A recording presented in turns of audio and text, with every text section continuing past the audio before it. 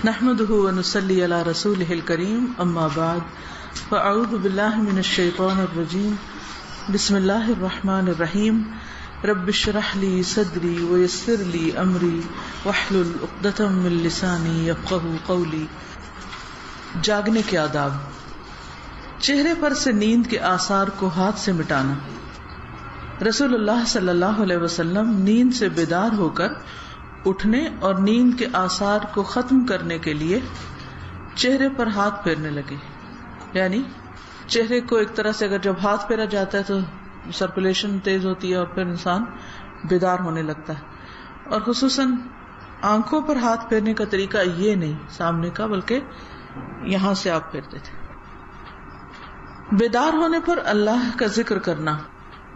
حضرت ابو ہریرہ سے روایت ہے کہ رسول اللہ صلی اللہ علیہ وسلم نے فرمایا، یعقد الشیطان علی قافیۃ رأس احدکم اذا هو نام 3 عقد یضرب علی مکان کل عقدۃ علیک لیل طویل فارقد فإن استيقظ فذكر الله انحلت عقدۃ فإن تودع انحلت عقدۃ فإن صلى انحلت عقده فأصبح نشيطا طيب النفس وإلا أصبح خبيث النفس كسلان۔ صحیح البخاری۔ شیطان تم میں سے ہر ایک کی گردن پر جب وہ سو جاتا ہے 3 گرہیں لگا دیتا ہے، ہر ایک گرہ پر پھونک مارتا ہے کہ ابھی رات بڑی لمبی ہے، سوئے رہو۔ تو جب کوئی بیدار ہوتا ہے اور اللہ کا ذکر کرتا ہے تو ایک گرہ کھل جاتی ہے، اور جب وضو کرتا ہے تو اس پر سے دوسری گرہ کھل جاتی، اور جب وہ نماز پڑھ لیتا ہے تو تیسری گرہ بھی کھل جاتی ہے۔ پھر وہ صبح کو حشاش بشاش خوش مزاج اٹھتا ہے، ورنہ اس کی صبح نفس کی خباثت اور سستی کے ساتھ ہوتی۔ اس کیفیت کا آپ سب نے ایکسپیرینس کیا ہوگا کہ انسان جب رات کو سو رہا ہوتا ہے تو اس کو خیال آتا ہے کہ کہیں صبح تو نہیں ہوگی، پھر کہتے ہیں کہ نہیں ابھی کافی وقت ہے، ابھی کافی وقت ہے، اور پھر اسی میں ہی تہجد بھی چلی جاتی ہے اور بعض اوقات فجر بھی لیٹ ہو جاتی ہے۔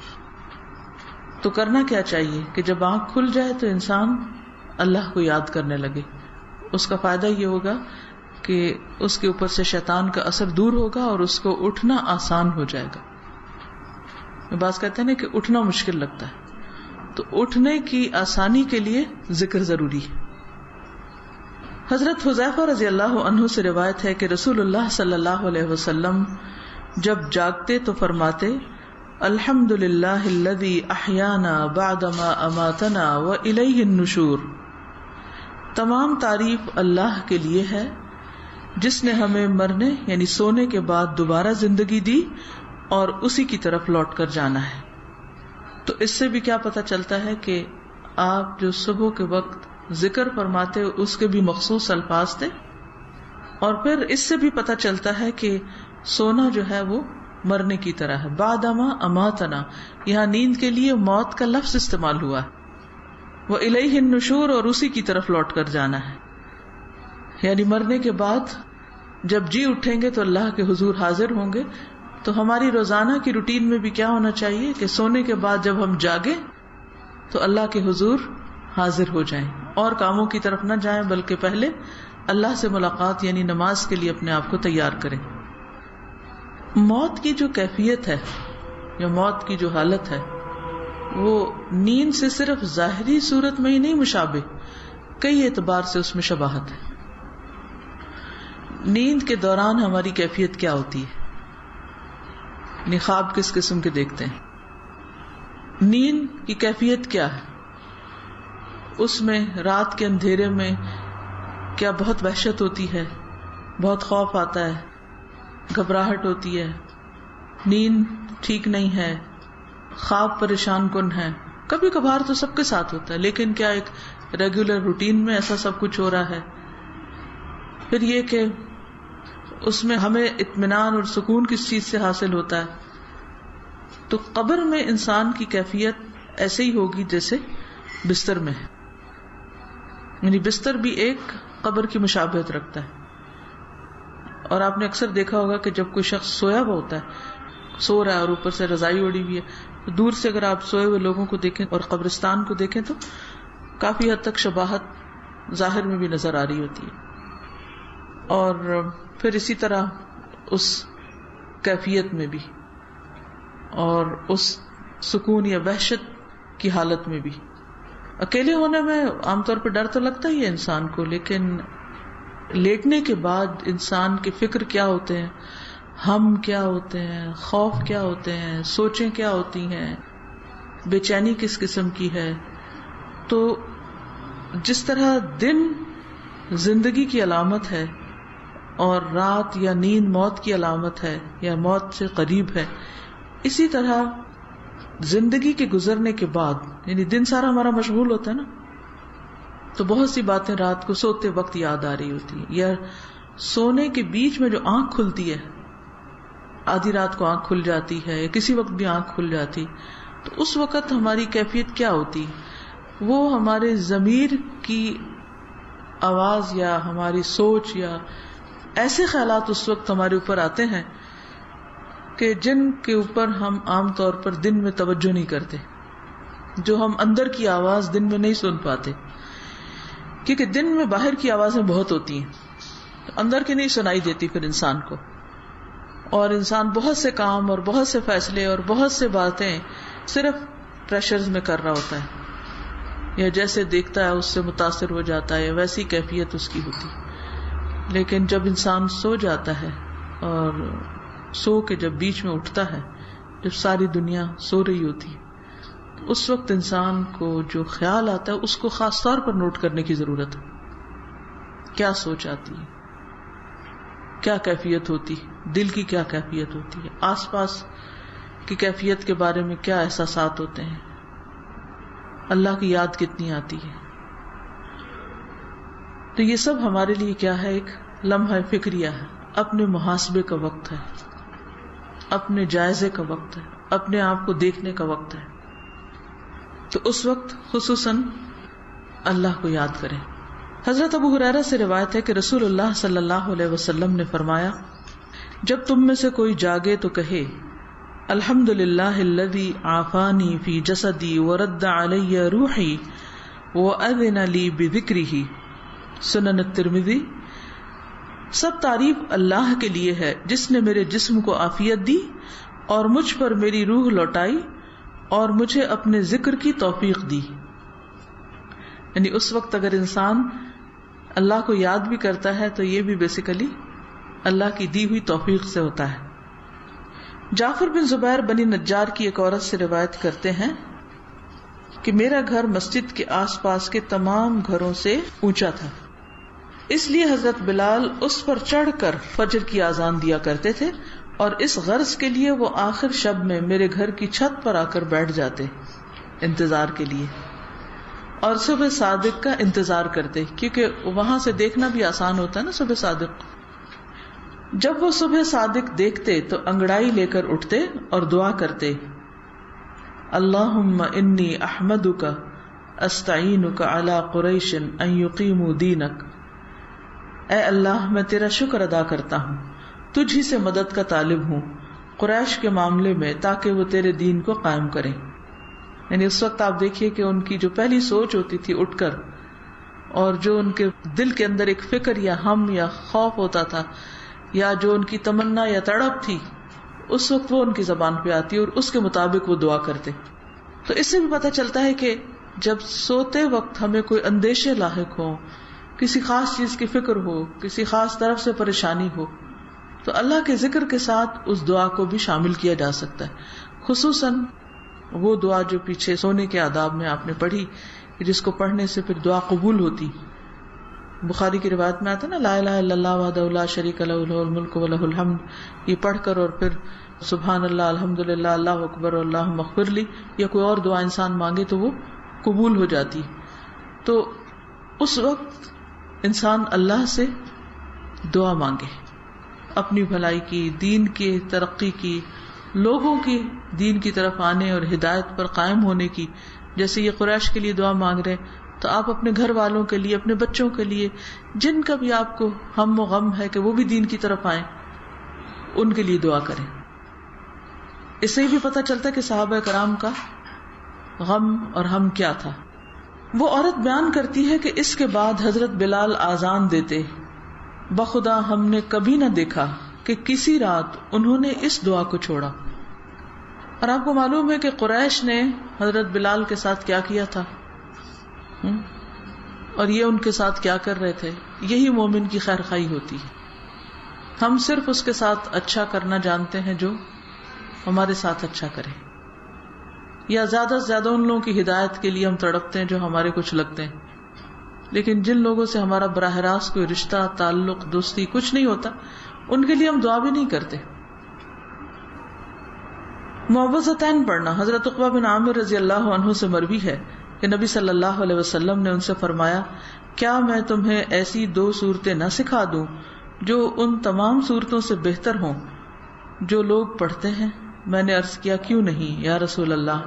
چنانچہ نبی صلی اللہ علیہ وسلم نے مجھے سورۃ الفلق اور سورۃ الناس پڑھائیں. پھر نماز کھڑی ہوئی، نبی صلی اللہ علیہ وسلم آگے بڑھ گئے اور نماز میں یہی 2 صورتیں پڑھی.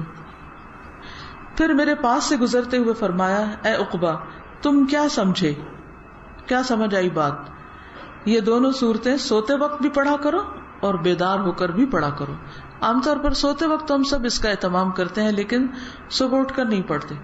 صبح و شام کی جو دعائیں ہیں ان میں بھی یہ صورتیں پڑھی جاتی، تو یعنی اس وقت بھی پابندی کرنی چاہیے. تہجد قبولیت کا خاص وقت. حضرت جابر سے روایت ہے کہ میں نے نبی صلی اللہ علیہ وسلم کو یہ فرماتے ہوئے سنا، ان فی اللیل لساعۃ لا یوافقها رجل مسلم یسأل اللہ خیرا من امر الدنیا والآخرۃ الا اعطاہ ایاہ وذلک کل لیلۃ. صحیح مسلم. رات میں ایک گھڑی ایسی ہے کہ اس وقت جو مسلمان اللہ تعالیٰ سے دنیا اور آخرت کی بھلائی مانگے گا تو اللہ تعالیٰ اسے ضرور عطا فرما دیں گے، اور یہ گھڑی ہر رات میں ہوتی ہے.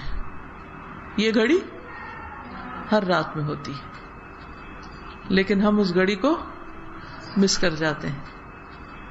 حضرت ابو ہریرہ سے روایت ہے کہ رسول اللہ صلی اللہ علیہ وسلم نے فرمایا، ہمارا مالک اور رب تبارک و تعالی ہر رات کو جس وقت آخری تہائی رات باقی رہ جاتی ہے آسمان دنیا کی طرف نزول فرماتا ہے اور ارشاد فرماتا ہے، کون ہے جو مجھ سے دعا کرے اور میں اس کی دعا قبول کروں؟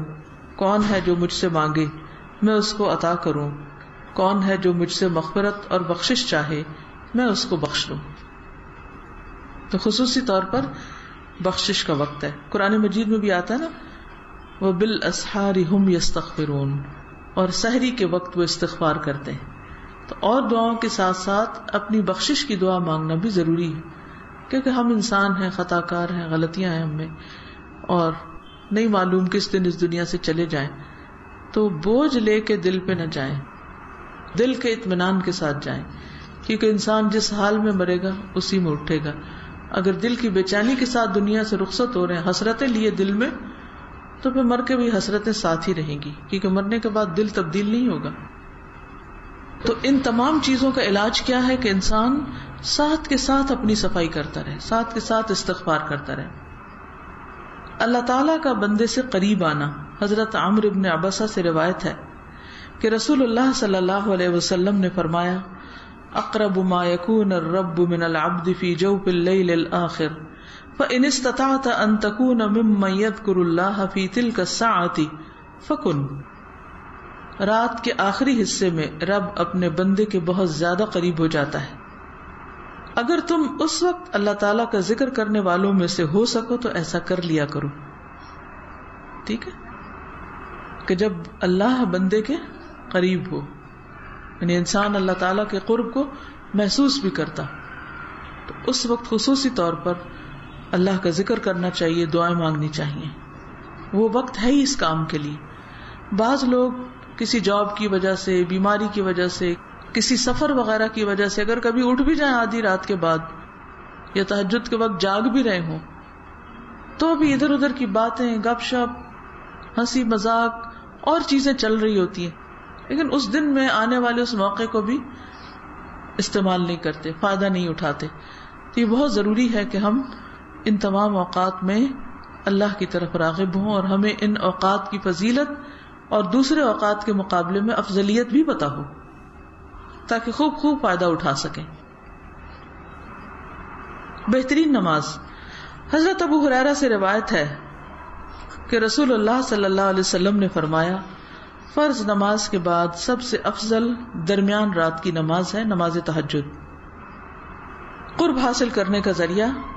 حضرت ابو امامہ رضی اللہ عنہ سے روایت ہے کہ رسول اللہ صلی اللہ علیہ وسلم نے فرمایا کہ نماز تہجد کی پابندی کرو کیونکہ یہ پابندی تم سے پہلی قوموں کے نیک لوگوں کا طریقہ اور شعار رہا ہے اور یہ تمہارے لیے اپنے رب کا قرب حاصل کرنے کا بہترین طریقہ ہے اور کوتاہی کو مٹانے والا اور گناہوں سے باز رکھنے والا ہے.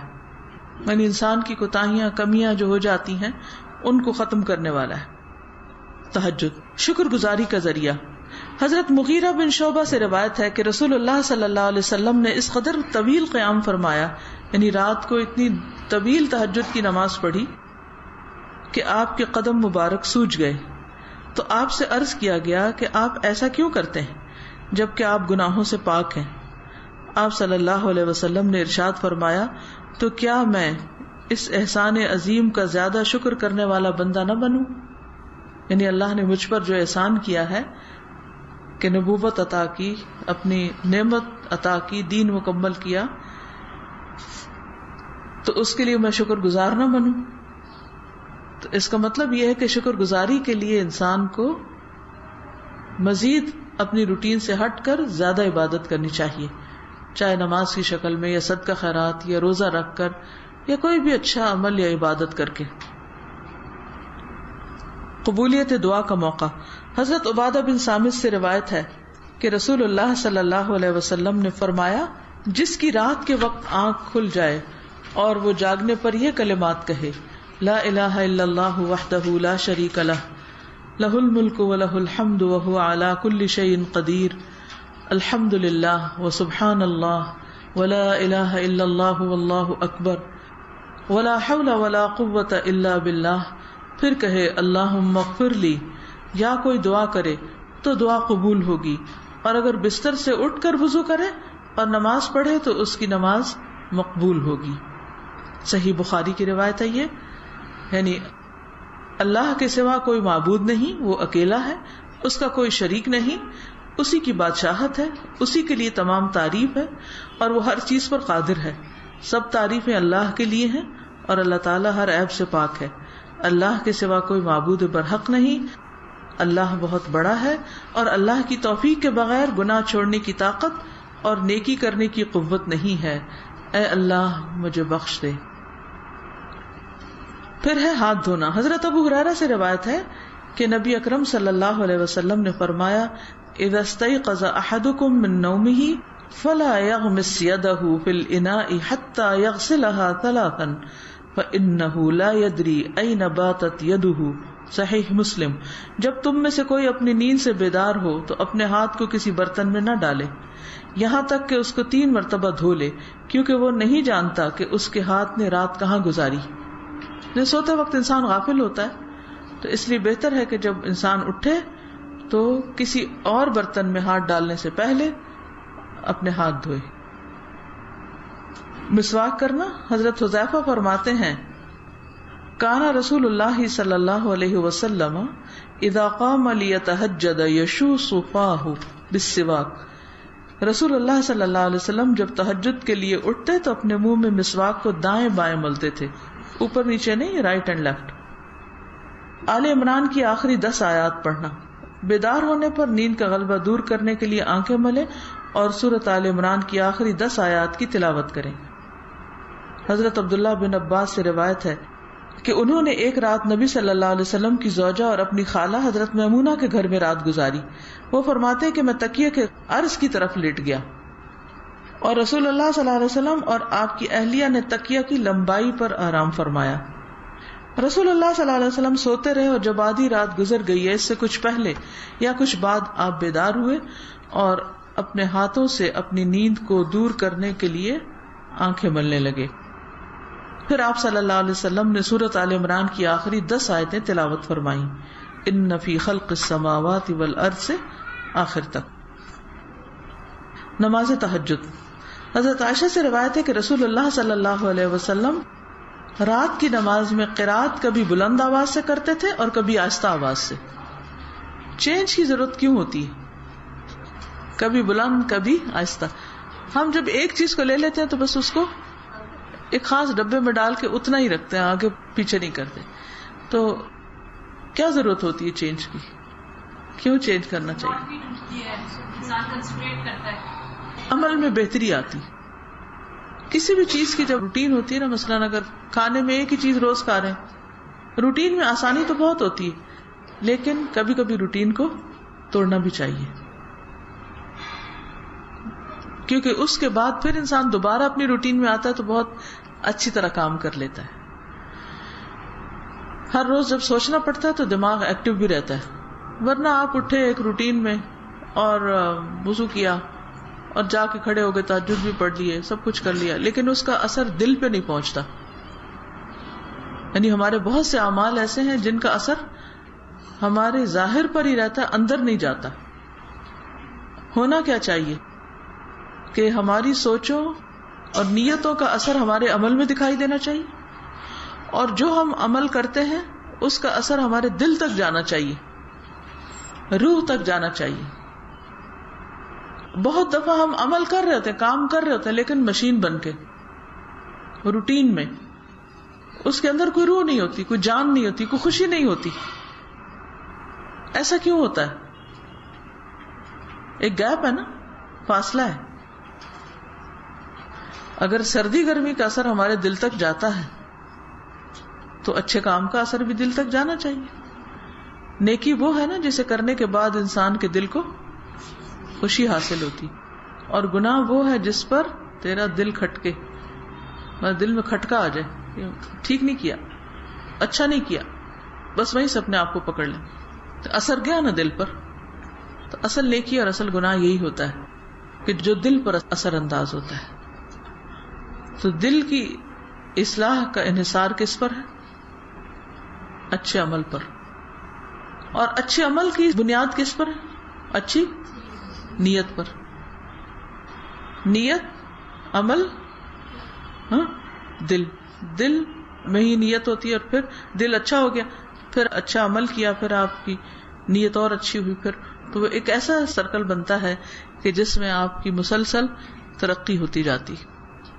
اگلی حدیث ہے, عاصم بن حمید فرماتے ہیں کہ میں نے حضرت عائشہ سے سوال کیا کہ رسول اللہ صلی اللہ علیہ وسلم اپنا قیام اللیل تہجد کس چیز سے شروع فرمایا کرتے تھے؟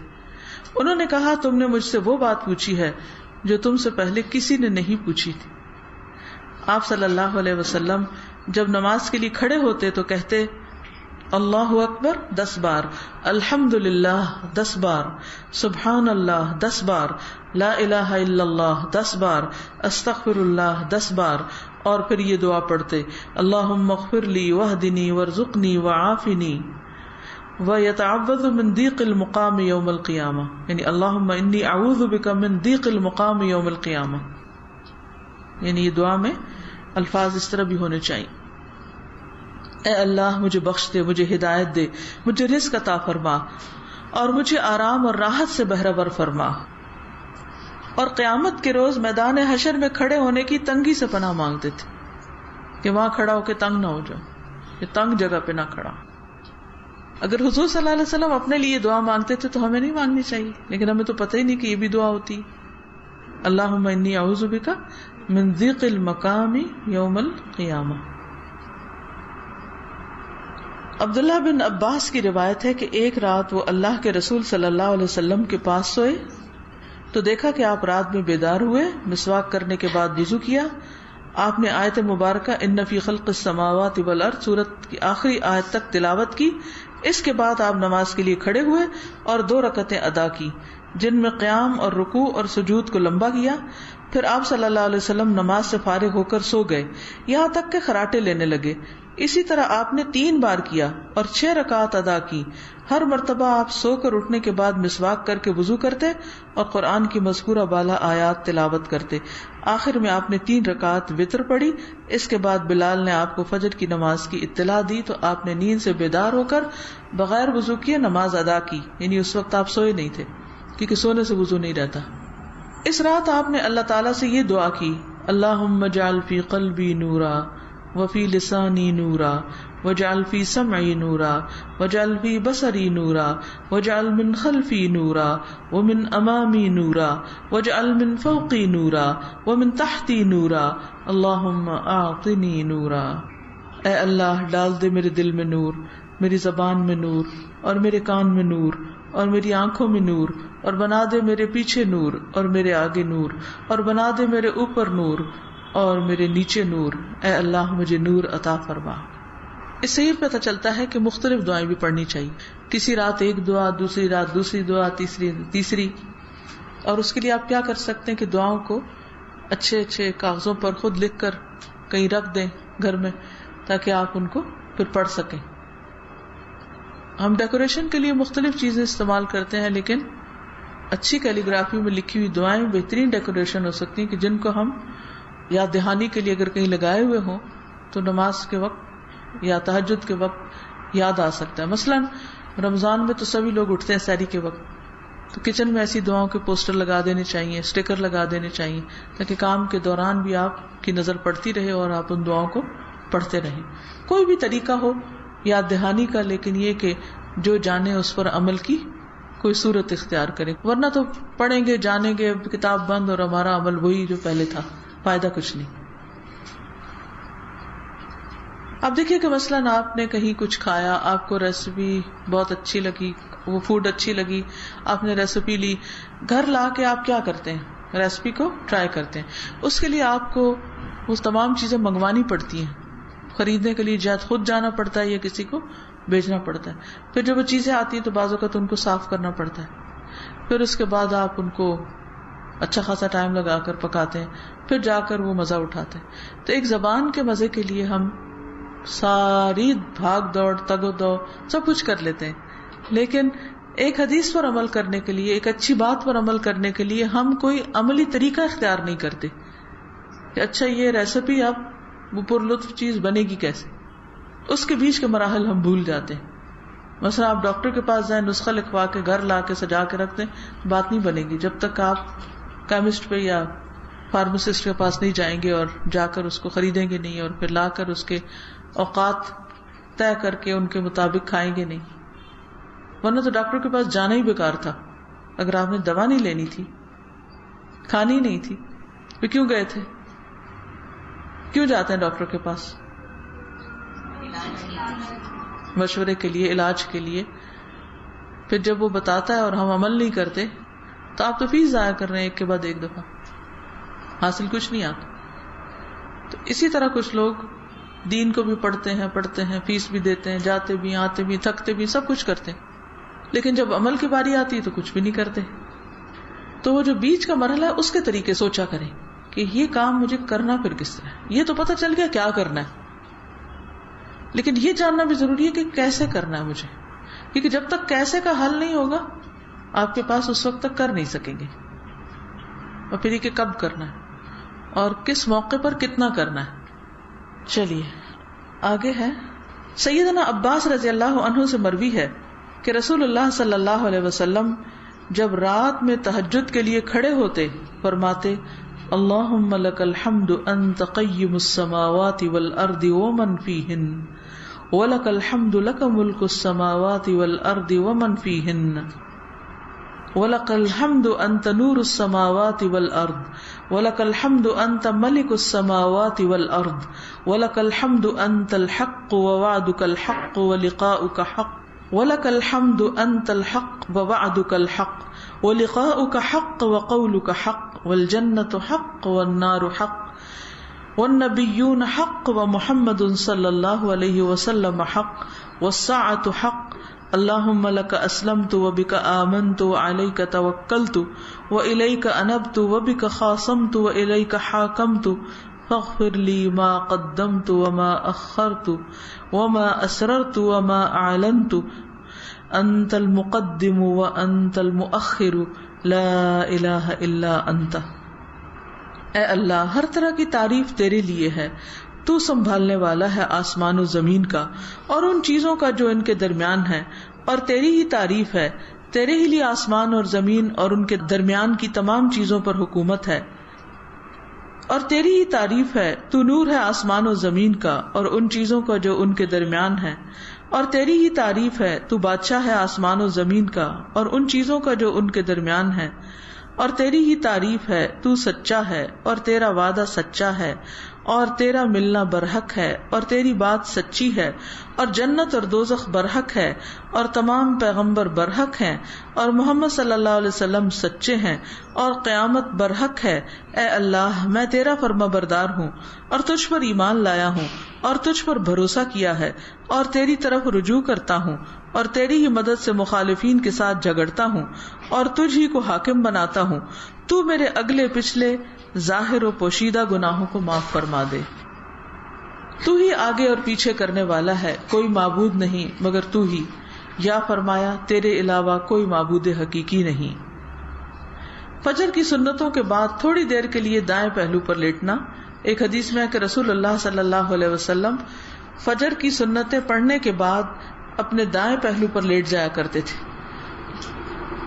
لہذا فجر کی سنتیں پڑھنے کے بعد اجر و ثواب کو حاصل کرنے کی خاطر اپنے دائیں پہلو پر لیٹ جائیں، پھر تھوڑی دیر کے بعد مسجد میں چلے جائیں، مرد حضرات یا خواتین جو ہیں وہ نماز پڑھنے. لیکن یہ اس کے لیے جو تہجد پیچھے پڑھ کے تھک چکا ہو.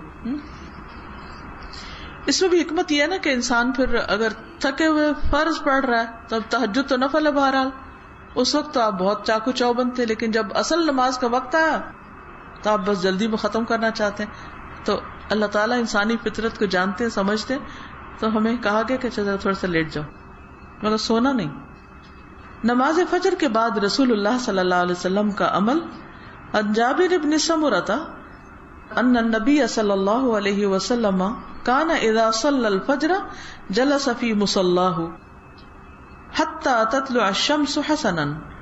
حضرت جابر بن سمرہ سے مروی ہے کہ نبی اکرم صلی اللہ علیہ وسلم جب فجر کی نماز ادا کر لیتے تو اپنی جگہ پر بیٹھے رہتے یہاں تک کہ آفتاب اچھی طرح نکل آتا.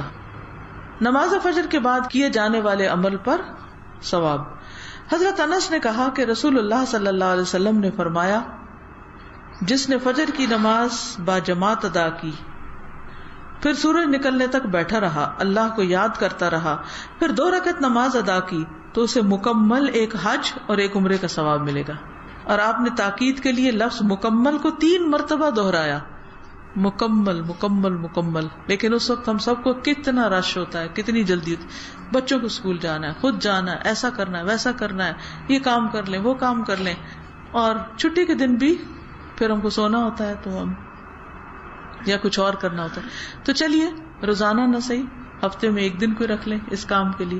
چلے اگر ہفتے میں 1 دن نہیں تو مہینے میں صحیح، اگر مہینے میں نہیں تو رمضان میں صحیح، یعنی کبھی تو زندگی میں کر ہی لیں. سال میں 1 دفعہ آج عمرہ کر لیں. قیلولہ کرنا. حضرت انس فرماتے ہیں، کننا نبکر بالجمعۃ ونقیل بعد الجمعۃ، ہم جمعہ جلدی پڑھ لیا کرتے تھے اور جمعہ کے بعد قیلولہ کرتے تھے، یعنی واپس آ کر آرام کرتے تھے. ایک ایک چیز کے اوپر نا الگ الگ ورک کریں. اچھا یہ کام کر لیا میں نے، پھر اگلے دن دوبارہ. آپ کو معلوم ہے کہ یہ جو ایک کتاب ہے نا آداب زندگی، اس میں بھی کئی آداب لکھے ہوئے ہیں. میں نے اس کتاب کو کئی بار پڑھا ہے. اور کس طرح پڑھتی تھی؟ میں صرف 1 پیج پڑھتی، سارا نہیں پڑھتی تھی. 1 پیج پڑھتی تھی، پھر اگلے دن دوبارہ دیکھتی، اچھا یہ کر لیا.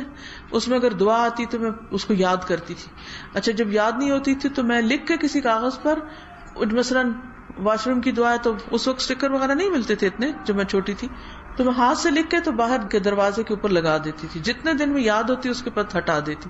مجھے اب بھی یاد ہے کہ میں نے صبح شام کی دعائیں، جہاں ہمارے گھر میں ایک باہر صحن میں ایک سنک لگا ہوا تھا، تو سنک کے ساتھ ایک دیوار تھی، اس دیوار پہ میں نے پینسل سے وہ دعائیں لکھ دی، اور جب تک وہ مجھے یاد نہیں وہ لکھی نہیں. جب یاد ہو گئی تو ان کو مٹا دیا، کیونکہ میں ہر روز جب وہ وضو کرنے شام کو جاتی تو مجھے یاد آ جاتا میں نے دعائیں پڑھنی ہیں، پھر وہاں کھڑے ہو کر ان کو دیکھ کے پڑھ لیتی، پھر اسی طرح ایک ایک کر کے ریپلیس کرتی گئی اور وہ ختم ہو گئی۔ تو ہر کام کے کرنے کا کہیں نہ کہیں یادداشت لکھیں، اچھا یہ کام کرنا ہے، وہ وہاں لکھ لیا۔ اور مثلاً یہ جو دعا ہے نا رات کو آنکھ کھولے تو پڑھے تو دعا قبول ہوتی، اس کو میں نے ایک کاغذ کے اوپر اپنے ہاتھ سے لکھا اور ایک سٹینڈ کے اندر کھڑا کر کے وہ میں نے اپنے بیڈ سائڈ ٹیبل کے ساتھ رکھ لیا، اور وہ کئی دن مطلب مہینہ ڈیڑھ وہ وہیں رہا۔ ہر روز میں دیکھتی ہوں کہ اوہ یہ پڑھنی ہے، ہر روز دیکھتی اچھا پڑھنی ہے، حتیٰ کہ وہ یاد ہو گئی اور عادت میں آ گئی، اب وہ وہاں سے اٹھا دیا۔ تو یہ ہے کہ ہر عادت کے لیے آپ کو اپنے ساتھ ایک ورک کرنا پڑتا ہے، حتیٰ کہ وہ آپ کی روٹین بن جائے، پھر چھٹے نہ۔ جی نصف رات کے بعد پھر آپ پڑھیں اس کو، پچھلی رات کی نماز ہے۔ عشاء اور تہجد میں فرق یہی ہے کہ عشاء پہلی رات کی نماز ہے اور تہجد پچھلی رات کی نماز ہے۔ اگر آپ نہیں سوئے تو کتنا بعد میں پڑھتے ہیں؟ 12 بجے تک نہیں، عشاء کی نماز کے لیے جو بہترین وقت ہے وہ تاخیر سے پڑھنا ہے۔ نبی صلی اللہ علیہ وسلم نے صحابہ کو دیر سے بھی پڑھائی، لیکن آپ ڈرتے تھے کہ پھر لوگوں کے لیے بڑی تکلیف دہ چیز ہو جائے گی، تو اس لیے پھر تھوڑا ارلی پڑھا دیں۔ آپ کھانے کو تھوڑا سا اور ارلی کر لیں۔ یہ کہیں یہ لکھا تو نہیں کہ سنت کے لیے ضروری ہے کہ بیٹھ کے وضو کریں، کہیں بھی کھڑے بھی بیٹھے کوئی فرق نہیں ہے اس میں۔ وہ تو وضو کے بعد پڑھی جاتی ہے دعا، درمیان میں تو کوئی دعا نہیں ہے، نہیں اس کے ساتھ کوئی اس کا لنک نہیں ہے۔ جی پورا وضو مکمل کرنے کے بعد دعا پڑھی جاتی ہے، اور وہ وضو کر کے آپ باہر آ جائیے اور دعائیں پڑھ لیجیے، کوشش کریں تو شاید بہتری ہو جائے، دن کو سو جائیں۔ اب یہ باتیں بہت پہلے پتہ ہو جانی چاہیے نا، تاکہ اس طرح کی چیزیں پھر عادت میں نہ آئیں۔ اوکے، سبحانک اللہم و بحمدک، نشہد ان لا الہ الا انت، نستغفرک و نتوب الیک۔ ویڈیو کے نیچے سبسکرائب کے بٹن پہ کلک کریں، بیل کے آئیکن پہ کلک کیجئے تاکہ ہر نئی ویڈیو کی نوٹیفیکیشن آپ کو مل جائے، اور تھمز اپ کا بٹن دبا کر اس ویڈیو کو لائک کریں۔